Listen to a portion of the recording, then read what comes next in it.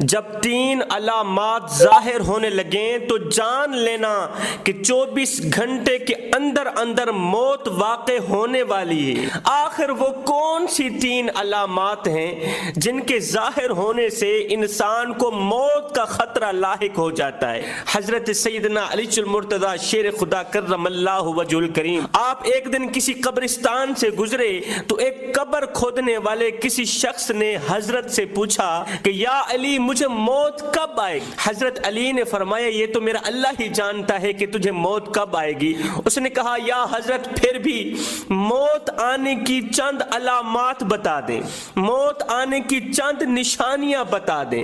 حضرت علی نے فرمایا موت آنے کی پہلی نشانی جب جسم موت کے بالکل قریب ہو جاتا ہے تو اس وقت انسانی حاجات جیسے بھوک اور پیاس کی ضرورت محسوس ہونی بند ہو جاتی ہے۔ جب انسانی حاجات بھوک اور پیاس کی ضرورت محسوس ہونی بند ہو جاتی ہے تو لاغر سا جسم مزید توانائی حاصل کرنے کے لیے کسی بھی خوراک کو جسم کے اندر داخل ہونا بند کر دیتا ہے۔ فرمایا جب خوراک حلق کے نیچے نہ جا رہی ہو، جب پانی کا ایک قطرہ حلق کے نیچے نہ جا رہا ہو، اس وقت جان لینا کہ روح جسم کو چھوڑنے والی ہے۔ یہ نشانی ہے روح کے جسم کا ساتھ چھوڑنے کی۔ فرمایا موت سے کچھ دیر پہلے ساری زندگی خون کو پمپ کرنے والا یہ جو دل ہے، اس دل کی دھڑکنیں بے ترتیب سی ہونے لگ جاتی ہیں۔ یہ مرنے والا انسان خود بھی محسوس کر رہا ہوتا ہے کہ میرے دل کی یہ جو دھڑکنیں ہیں نا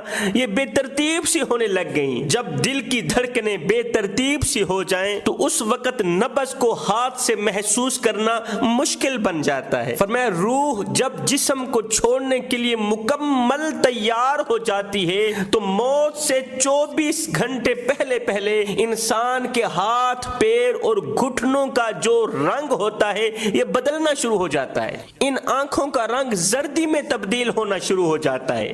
اس وقت سانس لینا مشکل بن جاتا ہے۔ فرمایا جب انسان کی روح نکلتی ہے تو اس وقت انسان کا منہ کھل جاتا ہے۔ انسان کے چہرے پر پریشانیوں اور مصیبتوں کے آثار نمودار ہونے لگ جاتے ہیں۔ انسان کی روح انسان کے پیروں سے نکلتی ہوئی اوپر کی طرف آتی ہے۔ جب انسان کی روح دل اور پھیپھڑوں تک پہنچتی ہے تو یہ وہ وقت ہوتا ہے، یہ وہ لمحہ ہوتا ہے کہ جب انسان زندگی میں پہلی مرتبہ فرشتوں کو اور شیطان کو دیکھ رہا ہوتا ہے۔ ایک طرف شیطان اس کے کان میں مشورے دیتا ہے، دوسری طرف اس کی زبان سے اس کے اعمال کے مطابق الفاظ نکلنے لگتے ہیں۔ اگر انسان نیک ہوتا ہے تو اس کا دماغ اس کی زبان کو کلمہ پڑھنے کی تلقین کرتا ہے، اور اگر انسان گنہگار ہوتا ہے، بدکار ہوتا ہے، زانی ہوتا ہے، شرابی ہوتا ہے تو اس کا دماغ عجیب سی ہیبت کا شکار ہو جاتا ہے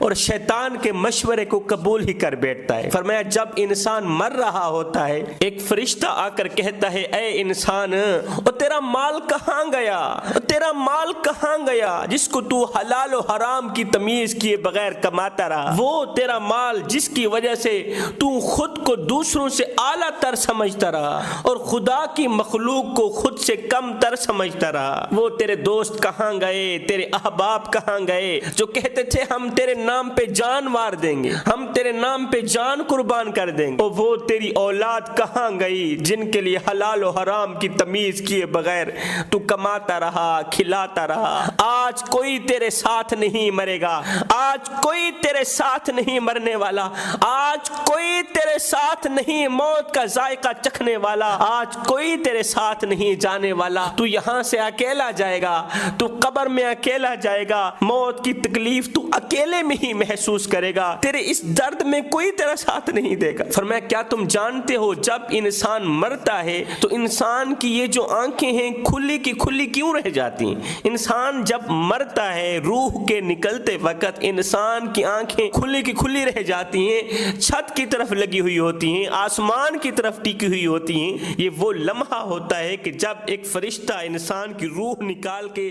آسمان کی طرف جا رہا ہوتا ہے نا تو اس وقت مرنے والا انسان اپنی روح کو